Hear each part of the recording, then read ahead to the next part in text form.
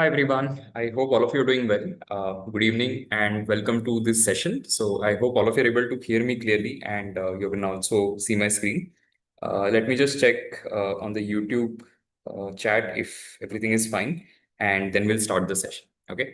So I can see some of you already joined. So hi Abhijit. Okay, so let's start the session. I'll of course be taking all the questions that you are going to ask as part of this session. What I've done is I've added some questions. So this particular URL I'll share post the session is done. So all of you will be able to access it later as well in case you just want to go through it. But these are some of the questions that we're going to answer, right? So in the last 30 days, so you have almost exactly 30 days ahead of us, and you can, if you use this properly, the time that you have is sufficient. No matter where you are at this point of time, you will be able to improve from here, and that's the core idea that you need to work with. That it doesn't matter whether I'm at 80 or 100 or 120 at this point of time. If I use the remaining 30 days in the right manner, I'll be able to improve my score, right? So I'll be answering questions that you have. So make sure that you put in your questions. If there's anything that you want to ask me, let me know, and I'll be very happy to share any insights that I have regarding that particular question. So let's begin. And first question is going to be, how many mocks should I take? Right now, see, when it comes to the number of mocks that you can take in the remaining 30 days, is technically somebody can do, I would say, even 20, 22 is possible as a number. But it is better that you don't overdo it. At the same time, don't do very few mocks.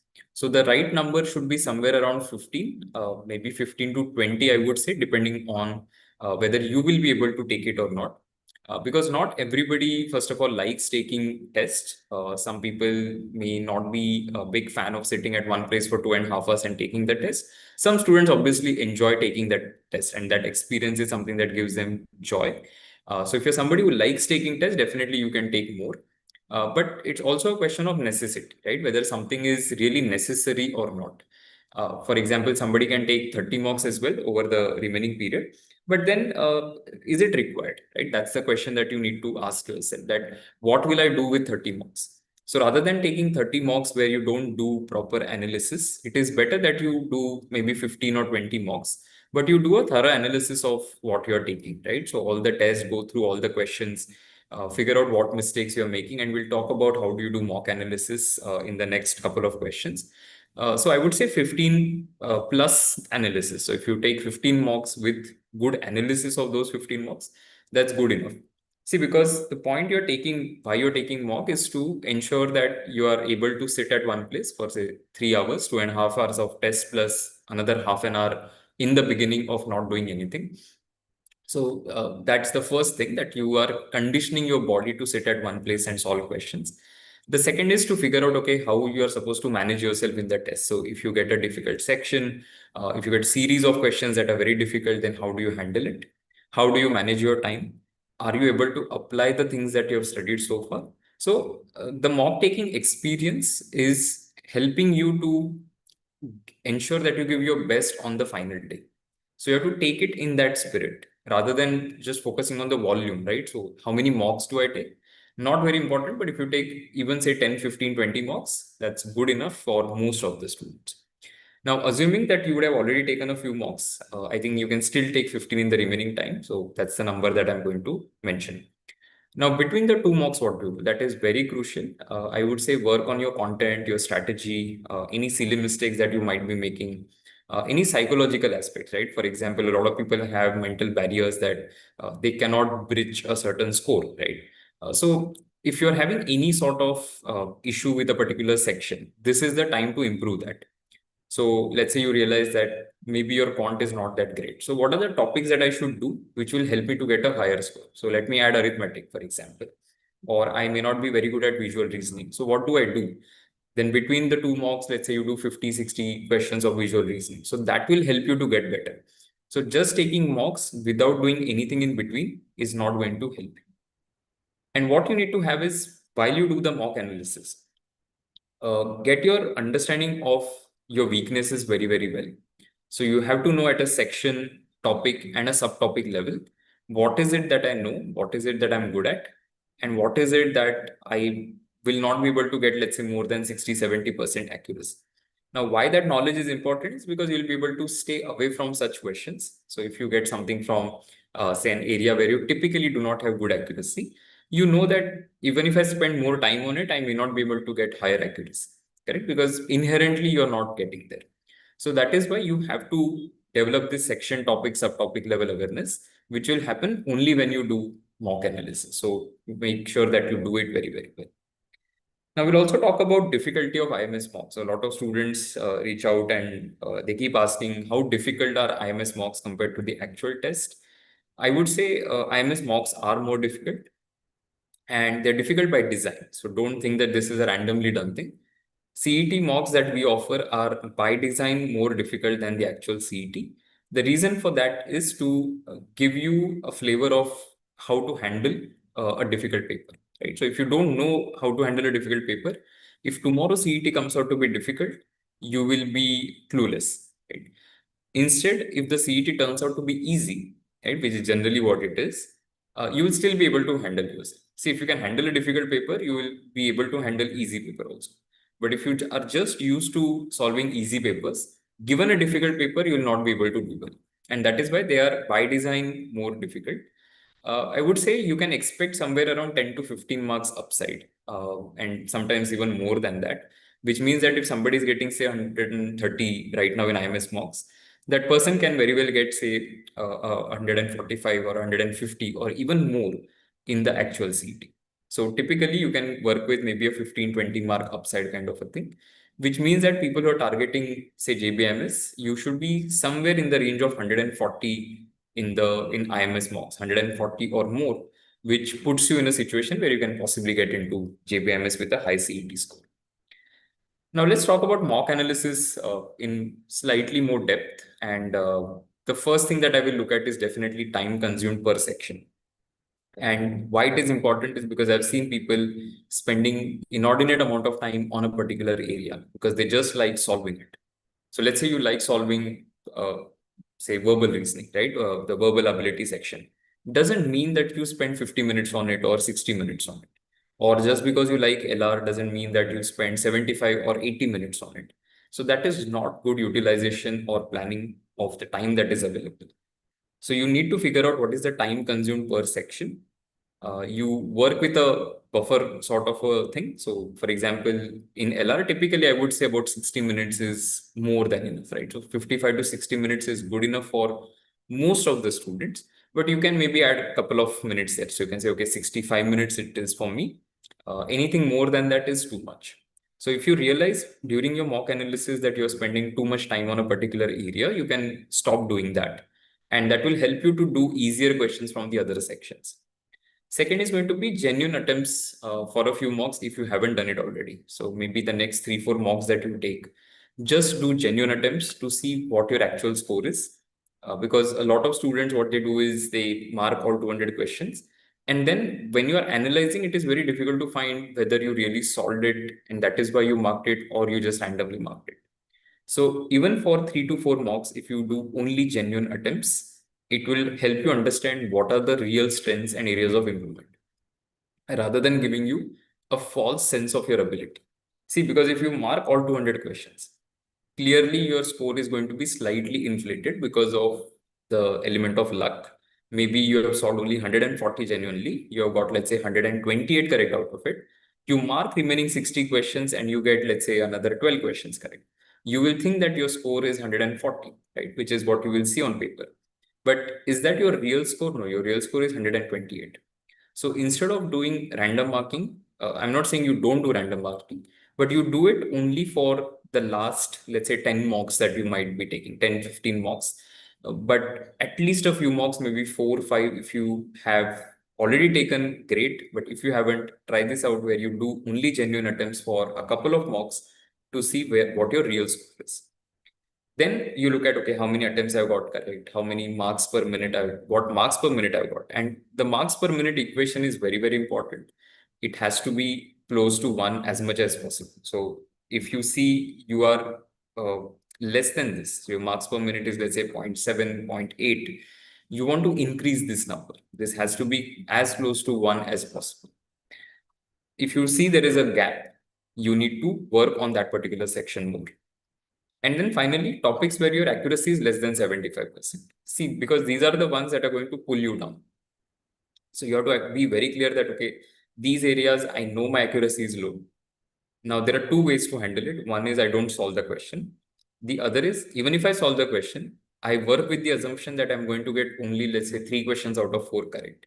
So I still need, let's say, another 4 questions from, or whatever, 6 questions from an area that I'm comfortable with, let's say, 100% accuracy, to put me in a situation where I can say maybe my accuracy is going to be 87% or whatever, let's say 90%, correct?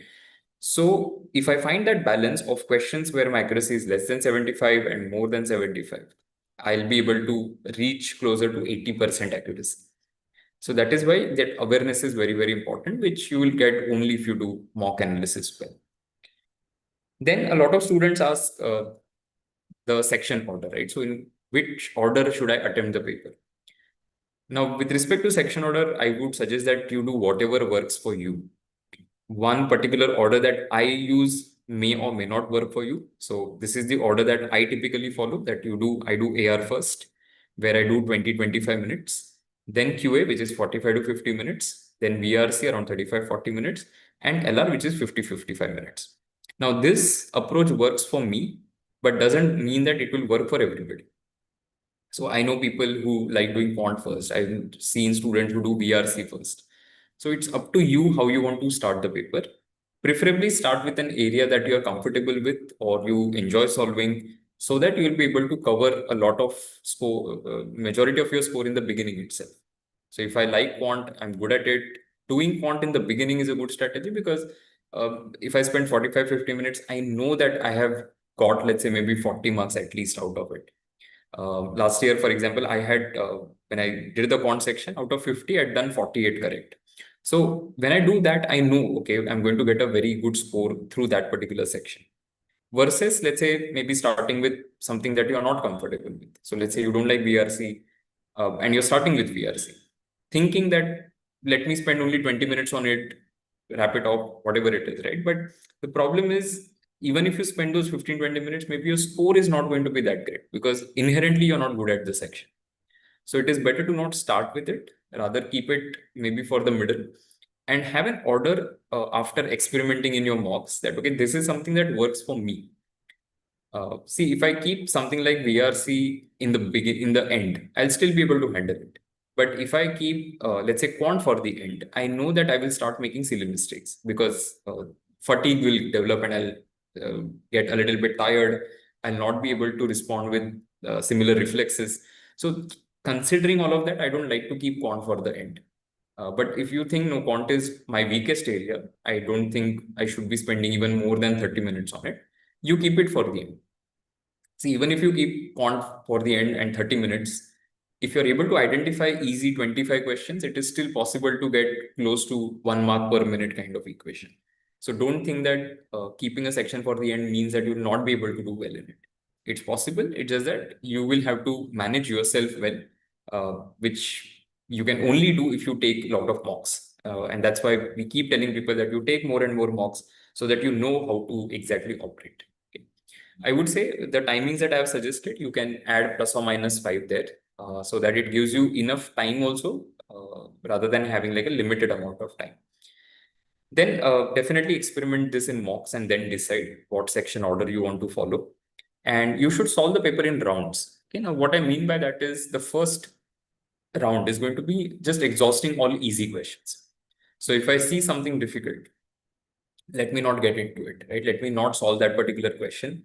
And you quickly move on to the next. That understanding is very crucial, because a lot of times students sit on questions for a long time and then they realize, hey, I should not have even started with this question. So if you develop that awareness, you will be able to minimize the mistakes that happen. So you will be able to only identify and do the easy ones, rather than spending time on the difficult questions. All right, now let's talk a little bit about the admission process. So with CET, there are two things that you have to remember. One is, there is MMS admission process. It will start after CET results. So there's nothing to be done at this point of time. There are PGDM admissions, however, which are still going on for a lot of institutes. And it's better that you check out B School Zone to know more about these programs. Visit their individual websites, and you can apply with some of the other tests that you may have taken. Whether some of these programs will accept CET or not will only become clear after the CET happens. So right now we don't know. Though most of the PGDM programs will also accept CET. Okay, but the details will be on the institute website, so you need to check it out there. For the MMS admission, it's a very standard process that they conduct. I have done enough videos on it, so you can check out on the channel. You'll find those videos. But simply put, whether you are a Maharashtra candidate or not a Maharashtra candidate, you can take the CET. It's considered as an all India test. But depending on which category you fall into, it decides which seats you're competing for. So an all India candidate is competing only for 15% of the seats, but a Maharashtra candidate is competing for pretty much all the seats, unless you're like restricted to a certain, for example, if you're only taking CET, right? Then you can't apply for all India seats, correct? So there are some detailing there, but today I'll not speak too much about it because we are more going to talk about the core preparation part rather than the admission process. But note that nothing is to be done at this point of time. If you have filled the CET form, that's good. Additionally, I would say you should take MAT and ADMIT. And this is one aspect that a lot of students miss out on, and that is why I'm making this point. Whenever the next MAT and ATMA happens, make sure that you take it. It will create opportunities for you. Okay, and I have seen hundreds of students every single year who are able to get better institutes because they have taken MAT and ATMA. The competition is less. If you get a good percentile, you can make it to even JBIMS through MAT ATMA, right? So remember that. Though there are only 18 seats under All India, so it's going to be very competitive. The cutoffs are very, very high. So as you can see, the cutoffs are typically 99.99 for All India. For Maharashtra, it is typically 99.9. Okay, but again, depends on which category, etc. This is mostly for general categories, 99.9. For All India, it is 99.99 or 99.98 very rarely. And that is why it is recommended that all of you should also take MAT and AT. I don't want any IMS student to make that mistake, at least where you or somebody who is a subscriber of this channel, let me not say I'm a student, but anybody who has been following our content to not take MAT and be a CET aspirant. Right. So if you're taking CET, you should definitely take MAT and ATMA as well. Okay. Now let's talk a little bit more about the core preparation. Right. Accuracy. How do you improve accuracy? A lot of students have that question.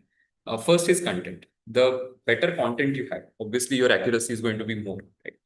A lot of students have content itself which is not great, right? So they haven't done enough questions. So you need to work on your content for sure. Second is accuracy goes down because you're selecting wrong set of questions. Maybe too difficult questions for you are being selected, because of which you're making mistakes or you're spending too much time. Third is silly mistakes, that you know how to solve it, but for whatever reasons you're making a mistake while solving the question.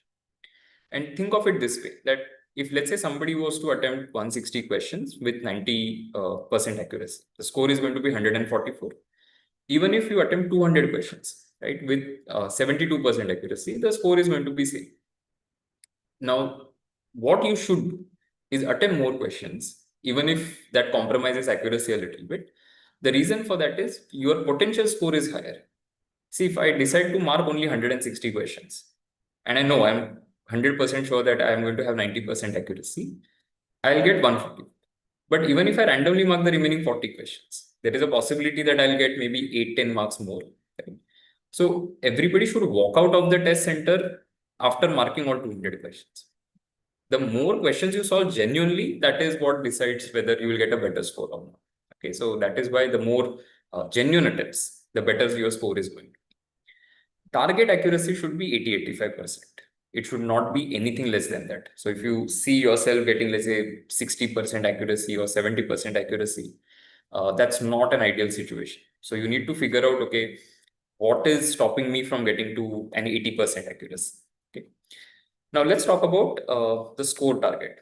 Okay. So typically, I would say if you're targeting JBIMS, right, your score target should be 160 plus, looking at the last couple of years of difficulty of CET.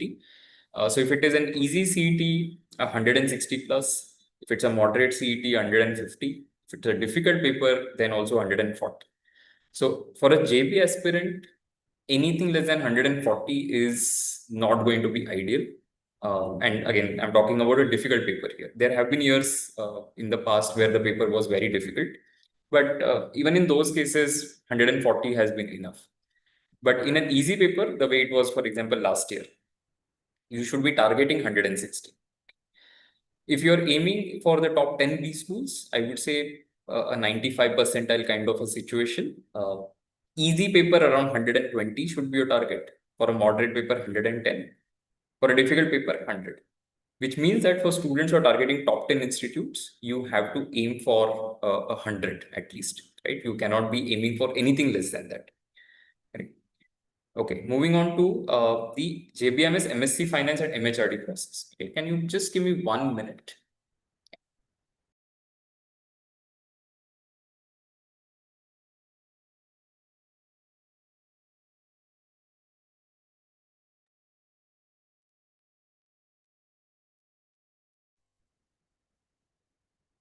I think this is much better.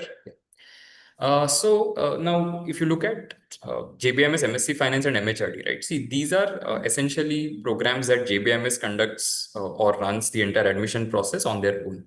So they do not participate or they don't have cap for these programs. So centralized admission process that happens is only for the MMS program. For MSc Finance and MHRD, this is conducted by JB directly. CET cell has no role to play in this. MSc Finance cutoffs are generally standard. So CAT 95, CET 97. And all of this will happen after CET result is announced. So this is going to be after May. You don't have to worry about MSc Finance and MHRD right now. And but just make sure that you get a very high CET score that will solve most of your problems. You will get either a good institute through the centralized admission process or a good PGDM program or something like an MSc Finance or MHRD. So make sure that you target a high CET score. Okay. Now the last question is how to improve, right? See, if you look at any CET aspirant, everybody knows how to improve. It's just that the execution part of that is very important and difficult. Because at some point of time, you will see that you are not able to move to the next level, and finding why you're not able to do that is the key. If you're stuck at, let's say, 120, for example, okay, so your current score is 120. Now, what you need to do is you have the remaining 80 questions. So you first figure out, okay, what is the composition of these 80 questions? What areas are they from? Is it, say, arithmetic? Is it what topics from LR? What topics from verbal ability? What topics from visual reasoning? So once I have that, I have to, between the two mocks that I take, I have to really do a lot of questions of those types. So if I realize that parajumbles I'm not great at, I have to do, say, 30, 40 questions of parajumbles before I take the next mock, which will improve my performance. Otherwise, you're not going to improve. So the only way to improve is to do more and more questions of the areas that you're not comfortable with.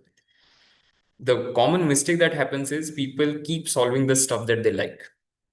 See, if you know how to solve a question, even if I do some variation, you'll still be able to solve it. But if you don't know a particular question, even if it is, let's say if you haven't done a topic, even if I give you an easy question from that topic, you'll not be able to solve it. So don't keep running behind your strengths. They're already there. But now you find, okay, what are the areas of improvement? And even if I attack, say, 50% of them, I'll still be able to get a better score. So if I have 120 score right now, I have these 80 questions remaining. Maybe I was not able to solve these 80 questions because of time issue. I didn't have enough time. Now, if I just try and solve these 80 questions, maybe I realize that, okay, I'm able to solve, let's say, 30 of them. Correct. Which means that my potential score is 120 plus 30, which is 150. Now figure out what is stopping me from getting there. Is it poor question selection? Maybe I could not even reach these questions. Maybe I misread the question. Maybe I selected slightly more difficult questions over these. Maybe I made some silly mistakes or whatever it may be. Those reasons, look at those reasons and then figure out, okay, in the next mock, what is it that I'm going to? Right? See, this is the only way to get better at your performance. There is no other way. So just solving questions blindly and solving questions of areas that you're already good at is not going to help you to get a better score. So you'll get a better score only if you do questions from the areas that you're not comfortable with in the remaining period. Of course, your strengths are always there. So if you're good at quant, for example, you will still be able to handle quant even if you don't practice too many questions in the next 30 days. But if you are terrible at VRC and you practice nothing of VRC, tomorrow, even if the paper is easy, you will not be able to solve a lot of questions. Okay. All right. So let me take questions from students now, so I can see there are some questions in the YouTube chat. Question from Abhijit: scoring around 100 marks in IMS mocks and VA is so hard in IMS mocks. How to improve it? So firstly, in IMS, you have a lot of content that is available regarding VRC and other sections as well. So make sure that you do topic test, do ADMAT masterclasses, and whatever questions you're not able to solve from the mocks or the ones that you're getting wrong, solve those questions. See, as I said, the difficult mocks are there for a reason. Even if you get 120 here or 100 here, right? Your actual score in CET would be maybe 125, 130, or even more. Right? So you don't necessarily look at score and think that, okay, you're underperformed. That's not how it works. In a difficult mock, everybody is going to have a difficult paper. So everybody is going to score on the lower side. So it doesn't matter. Ultimately, your performance is relative, correct? Which will matter for the admission process. So I'll not worry too much about it, but you will have to practice. So, and it's better that you do at least grammar rules very, very well. You do difficult RCs because you never know what is going to happen in CET. So tomorrow, for all we know, CET will have, let's say, difficult RCs. Then what do you do? So it's better to have difficult papers. Question from student: scored 92 percentile last year CET, strong areas abstract and few parts of LR and BA. How to maximize the score from 60 marks coming in mocks? Okay, so firstly, 60 is on the lower side. See, if I'm spending 150 minutes and I'm getting a score of 60, right? The marks per minute equation is very bad. So you'll have to figure out, okay, what is stopping me from getting to a higher score? And if you see 60, that can happen from, even if you do, let's say, 3 sections instead of 4 sections. Let's say I have 3 sections where I'm good at, I'll still be able to get 60. I don't need the fourth section.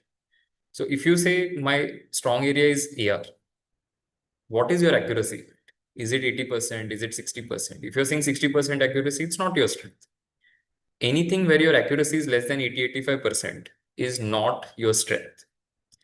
And having few good areas also is not a good place to be, because in CET, you don't know how many questions are going to appear from those areas. So clearly, this is a content gap. You will have to do a lot of questions from the areas that you haven't practiced enough. You should not be saying, okay, I don't like quant or I don't like a particular thing. You just sit and solve questions of that, get to a reasonable level so that you can get maybe 60% accuracy in them. And that will automatically improve your score. How to increase speed? This is from Drasha. Okay, so speed is a function of how many questions you have solved and how quick you have become at identifying patterns and figuring that, okay, this is the exact approach to solve these questions. So this will happen only with practice. But see, shortcuts are not really important, because shortcuts exist for very few question types. It's just the basic method, but how do you execute that method very, very fast? There's 2 things that I would recommend that you can try out. Number one is going to be looking at your rough sheet after the paper is done. So after you're done with a mock, look at your rough sheet, check the amount of rough work that you're doing for every question, especially in quant. And second thing is going to be do a lot of question solving orally. So sit at home, open MyMS, either try the topic test or you can try questions from ADMAT practice, wherein you sit with the question, you don't have a pen paper, and you try and do as many questions as you can mentally. Because the more such questions you can handle in the paper, the more time you will have for the questions that actually need writing. So one of the key ways in which people get to a very high score, like 150, 160 plus, is that they do a lot of questions orally. Otherwise, it's almost impossible to get to very high scores by solving each and every question by writing and doing a lot of rough work. Um, How to improve vocab? Okay, so in the remaining time, I would say focus more on solving tests rather than mugging up words, because 1 month is honestly not sufficient to improve significantly at vocab. And even if you do, let's say, 1,000 words in the remaining 30 days, there is a chance that you will get a word which is outside those 1,000 words that you practiced. So it's better to improve it organically. So a lot of reading, a lot of question solving. Through that, whatever you encounter, that's good enough. But I'll not spend time mugging up words just like that, because then you tend to forget it also. Anshika Mittal, on JBMS side, it was only mentioned that it will take CET, CAT, and GMAT and not MAT and ATMA. Okay. Have they explicitly mentioned anywhere that they will not take MAT and ATMA? Have they written it anywhere on the website? Let me know that first. If you have that, please give that particular link, share it with everybody. This is a common mistake that a lot of students do, that they go to JBMS website and they read something and see, first of all, JBMS is it's run as, it's a university college, right? They absolutely don't care about even updating their website most of the times. So the admission process, the way it works is what I have been telling you. You will find enough videos on this particular channel where I mentioned the admission process. For MMS, it is centralized admission process that CET cell conducts. It's not JBMS who is conducting that process. And if CET cell says that we are going to accept all these scores, JBMS for MMS admission will accept those scores. So don't go to JBMS website and check those details. It's not going to be the right way to go about it. But if you have found some source, please let us know, share it with everybody. We'll check the authenticity of it and then let you know. But the way it stands right now, I'm going to recommend blindly everybody to take MAT and ATMA, because in all these years of existence of JBMS, since whatever time I can remember, they have been accepting MAT and ATMA. Okay. Ayush, my score is currently stuck between 120 to 130. That's a decent position to be in. In some easier tests, I'm able to score around 140. How do I cross 150 mark?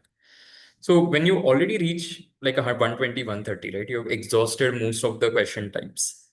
You will still have some where maybe there is a possibility of improving accuracy from say a 60% to 70, 80%. I will focus on those areas. So personally, in my case, for example, I always struggled with assumption, inference, conclusion kind of questions. So I knew that no matter what I do, 60% or more, I will not get. I'll be around 60% accuracy. But if you have, let's say, 5 questions of assumption, inference, conclusion, and you have 5 questions of quant, you have 10 questions in total. If I get 3 in assumption, inference, conclusion correct, but if I get 5 on 5 correct, I have 5 plus 3, 8 correct out of 10, which is 80%. That is where I want to be. So it's okay. I should not be below 40% accuracy or below 50% accuracy. Then it's a problem. But 60% to 80% zone, if I have a few topics, most topics in 80% plus accuracy, I'll be able to get to a higher score. So I will say, if you're getting 130, you still have 70 questions. Figure out why, one, you are not able to solve the questions. Two, if you solved the questions, then what went wrong. And three, if there are topics that you have not practiced enough, make sure that you do more questions of them. Do we have to apply separately for Pumba? Yes, you need to apply. No, so see, Pumba is part of CET cells admission process, so you don't have to apply separately there. There could be some private colleges in Pune where, of course, you will have to apply separately. But for Pumba, you don't have to apply separately right now. It's part of centralized admission process, which will start after CET result. In IMS website, I can't find past CET question papers, last year question papers available. 2025 is the only one that we have made available. And till 24, they never used to release the papers also. So 25 is what we have released. How frequently should we be giving mocks from now on? One every alternate day. Hishita, that's good enough. One every alternate day is what I will aim for. Is there any way to find out the highest marks in SimCET to know where we stand? Sure, we can publish that information. So next week we'll publish it for all the SimCETs. First attempt is compulsory to attend. Okay, so Siddhi, they have not mentioned anything. And I hope that all of you have applied for both attempts of CET. So see, you are getting one extra chance to get into the best colleges that are out there. Might as well take it. So I would say whether you are prepared or not prepared, whether you think it is mandatory, not mandatory, doesn't matter. Show up and take the test. Any tips for visual reasoning? They consume time. 25 minutes is upper limit. So I will not spend anything more than 25 minutes on abstract reasoning. I will, if I can't solve a question, I'll randomly mark it. I'll take a guess. See, with visual reasoning questions, the key to solve is to look at specific objects and track them end to end and eliminate options. So visual reasoning is about option elimination rather than solving the question. So if there are 9 elements, I don't have to check movements of all 9. I check movement of one and I check in the options what is happening. Then I check the movement of second and I see what is happening in the options. I eliminate till I find the right answer. So that is the way to solve these questions rather than just solving the question. Okay, but more practice is what you will require to get better. Pranav, I'm scoring around 100 in IMS mocks, but in last year's actual paper by IMS itself, my score is 135. So can I expect around 145? 100 in IMS mocks, as I said, there is always an upside. 15, 20 marks minimum is the upside that people get. If you got in the actual paper around 135, that is what your score is. So that's an actual paper, right? So if you have solved and got 135, that's the actual score. So then there is no upside from there. I mean, you can't say that I solved an actual CET paper, got 135. In the actual CET, I'll get 145. No, that's not what it is. If you got 135, you got 135. Samiksha, in IMS mocks 93, 97, how to increase my score and speed to solve quant and vocabulary question. Okay, so first thing is to check what are these remaining 100 questions from where you're not getting a score. And out of the topics that are there, identify which topics will give you maximum return on investment. In quant, for example, arithmetic, if you do well, it gives you more return compared to, let's say, doing geometry. Okay? Because geometry will have fewer questions compared to arithmetic questions. Arithmetic will also help you to get better at data interpretation questions. So I will focus in the remaining 30 days on these topics that give me better ROI.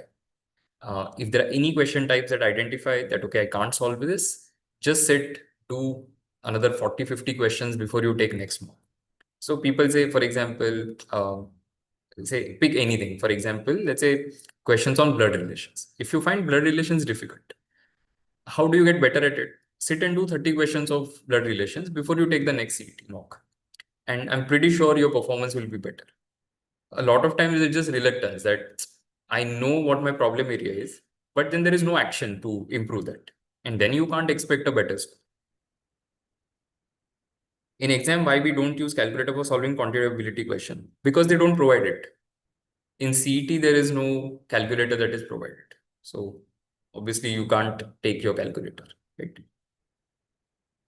CET has never allowed calculators. I mean, even when I was a student, there was no calculator that was either provided or we could carry. Okay. Any other questions? Anything else that anybody wants to ask? But see, for the remaining 30 days, right? The plan is very, very simple. Take mocks on alternate days. And on alternate days, you do more and more questions of areas that you're not able to handle. And that's the only way to get better. Anything else that you do is not going to help. So don't try and do too many mocks also, because that sometimes leads to burnout, where at a point of time you start thinking, oh, this is getting repetitive, this is getting boring. So you should not get bored of it also. And see, as a student, even I focused a lot on taking mocks in the 2.5 months that I had between the major test and my actual CET. I did close to about 35 to 40 mocks in total. The thing is, I could have stopped after 2025, but because I was enjoying it, I kept on taking. It doesn't mean that everybody will have to take so many mocks or everybody should take. If you think 15, 20 is going to suffice, you do that much and it's okay. Right? The other thing to keep in mind is you also have another attempt this year. So you have 1 month gap in between. And you should keep a few mocks, I would say 3 to 4 mocks as a buffer, so that you can take it in those 30 days. See, first attempt, if you have completely exhausted your mocks, maybe you'll have to sign up for one more mock test series. Right? But if you have kept a few mocks, If you do a proper planning, then you might not have to do. Yeah, so that's it from my side. I hope it has helped you, and I will share this link with all of you, this particular document that I've prepared. I'll link it in the description so you can check it out. And if you have any other questions, then let me know. Otherwise, we are more or less done with the session. Ronak, I start my mock from LR. In the start, the speed is good, but it keeps on reducing, and in the end, I miss out more than half of quant section. What should I do? Last mock score is 78. Don't start with LR. See, if you are not getting closer to 1 mark per minute in LR, there is absolutely no point starting with the LR section. I think right now you're doing it because you like solving LR. See, LR is interesting. People think that, oh, well, enjoy solving it. So they start with it. But you have to be exceptionally good at LR to pull it off. And that is why I don't recommend starting with LR to people who have, let's say, maybe 0.5, 0.6, 0.7 marks per minute in the LR section. Not a good strategy. You keep it in the middle, you keep it for the end. Or what you can do is you can say keep 40 minutes in the beginning for LR, where you do all easy questions of LR. And then you go to some other section, etc. In the end, you come back to LR. That is still possible. So it's not necessary that you do one section, finish it off, then only you move to another section. That's not needed. There have been years where in a particular section, I've spent 20, 25 minutes, completed easy questions, gone to another section. And then at the end, if time permits, you come back. But for you with 78 in mock, I'm definitely not recommending solving LR in the beginning. It's not going to work. In fact, you will be better off doing, say, either an AR or a quant or a verbal in the beginning. So you figure out which section you have closer to 1 mark per minute and start with that section. So analyze last 4 or 5 mocks, see if there is a pattern that consistently your marks per minute is better in quant compared to LR. So it's better to start with quant. Okay. All right. So if you have any questions, then you can leave a comment. I'll try and get back as soon as I can. But otherwise, we are done with the session. So thank you so much for joining in. And I wish all of you all the best. I'll see you soon in some or the other session. Okay. Tejas, is there variation of difficulty level of paper while giving a particular attempt? Uh, I didn't understand, but if you're asking whether from slot to slot the difficulty is different, the answer is yes. So there will be some slots which will be more difficult than some other slots. That is always going to happen. It has happened in the past. It will continue to happen because it's almost impossible to have same difficulty level tests. They can do that, but then they will have to design it very identically, which is what they don't. I've given 13 mocks till now, and I mean, my final year exams are going on. I cannot solve mocks till 16 March. What do you think it is worth giving one mock a day after that? Yeah, sure, that is okay. That's fine. 16 March is not a big problem. So for the next, whatever, 8, 9, 10 days ahead of us, if you don't take a mock, I'll still be okay. Because after that, you can do a mock per day. And you can have, let's say, 5 mocks, then you take 1 day break, then you do 5 mocks consecutively, then you take 1 day break. That way you can plan things out. Okay. All right. So that's it from my side. Had thought of about 45 minutes and we are almost there. So I'm going to end the session here. But if you have any questions, then let me know in the comments at a later point of time and I'll get back. Okay. Thank you so much. Wish all of you all the best and I'll see you soon. Okay. Bye.